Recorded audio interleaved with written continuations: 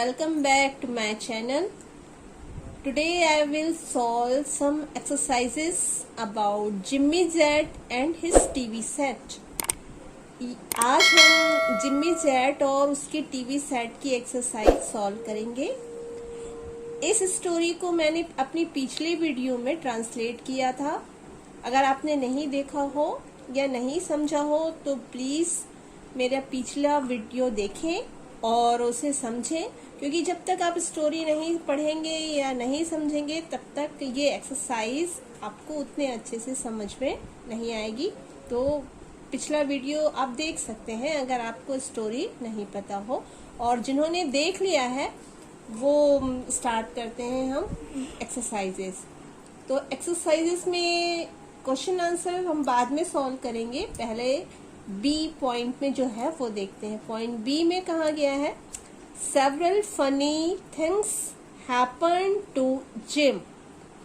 Gym के साथ इस स्टोरी में बहुत मजेदार घटनाएं हुई हैं। Complete the table to mention the change in him. यहाँ नीचे एक टेबल दिया गया है, यानी कि सारणी दी गई है।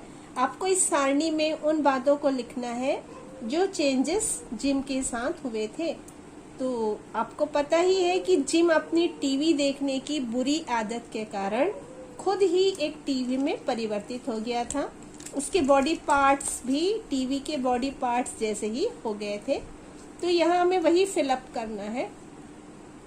तो चिन्ह जो था जिम का वो ट्यूनिंग डायल में चेंज हो गया था। तो ये हमने लिखा tuning dial, TUNING tuning, DIAL dial.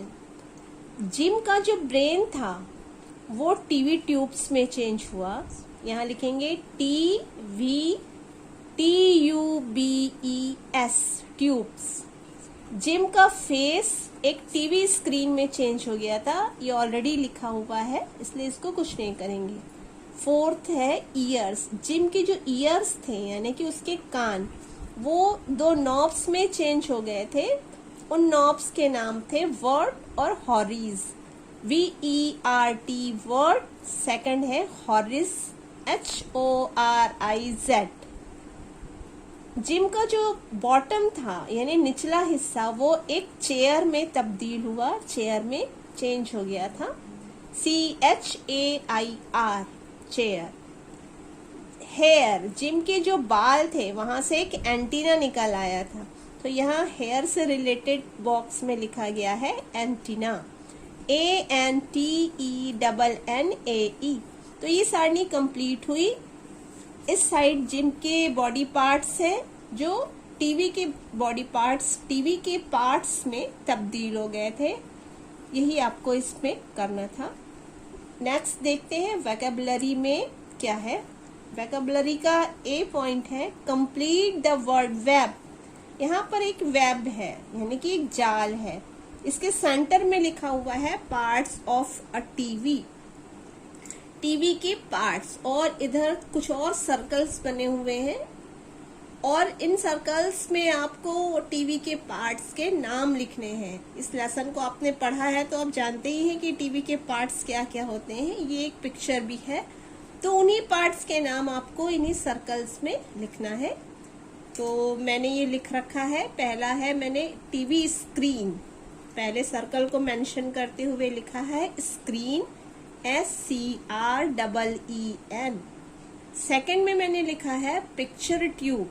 TV के अंदर पिक्चर ट्यूब होती है, तो टीवी का एक पार्ट हुआ पिक्चर ट्यूब, PICTURETUBE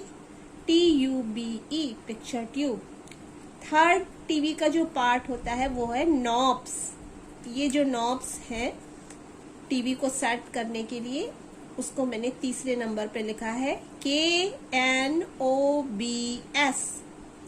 यहाँ फोर्थ नंबर पे आप लिख सकते हैं टीवी का dial, DIAL dial, tuning dial. यहाँ एक बॉक्स में या एक सर्कल में लिखा हुआ है एंटीना, ANTENNA एंटीना। और एक और सर्कल है उसमें भी आप टीवी के अंदर का कोई भी हिस्सा इसमें मेंशन कर सकते हैं। मैंने यहाँ ट्यूनिंग डायल लिख दिया है, आप चाहे तो कुछ और भी लिख सकते हैं। टीवी के अंदर के पार्ट्स तो उतने नॉलेज में नहीं होंगे आपके, लेकिन फिर भी यहाँ का कोई एक बटन है वो यहाँ पे शो कर सकते हैं। नॉब्स लिख सकते हैं या प्लग लिख सकते हैं, यानी कि इन सर्कल्स में आपको वही चीजें लिखनी है जो टीवी से रिलेटेड है, चाहे वो टीवी के अंदर का पार्ट हो या टीवी के बाहर का पार्ट हो। तो यही आपको इस वेब में फिलअप करना था, ये मैंने आपको लिख कर दिखा दिया है। अब vocabulary point B, homonyms are words with same pronunciation but different spellings and meanings. Write the homonyms of the words given in the place provided. यहाँ पे कुछ homonyms दिए गए हैं। homonyms यानी होते हैं समरूपी शब्द, ऐसे शब्द जिनका प्रोनाउंसिएशन लगभग मिलता जुलता होता है। प्रोनाउंसिएशन यानी उनका उच्चारण, लेकिन उनकी स्पेलिंग जो है वो डिफरेंट होती है, स्पेलिंग अलग अलग होती है और मीनिंग भी अलग अलग होता है। तो ऐसे ही कुछ शब्द यहाँ पर हैं।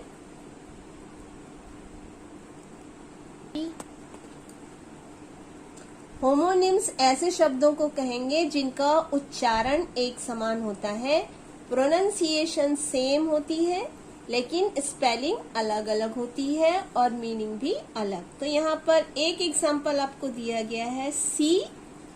यहाँ पर दो शब्द हैं जिनका उच्चारण सी है। SEE भी सी होता है, जिसका मतलब होता है देखना। SEAC भी सी ही है उच्चारण, लेकिन इसका अर्थ होता है समुद्र। आपको यहाँ पर ऐसे ही एक लिस्ट दी गई है जिससे रिलेटेड होमोनिम्स लिखने हैं आपको।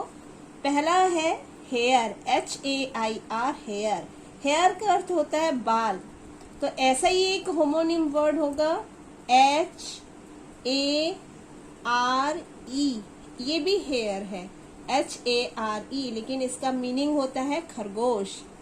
सेकेंड वर्ड है टेल, TAIL, टेल। टेल यानी पूंछ, तो इसका होमोनिम्स हो गया TALE,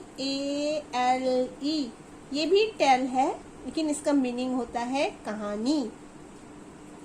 थर्ड वर्ड है पेल, PALE, पेल।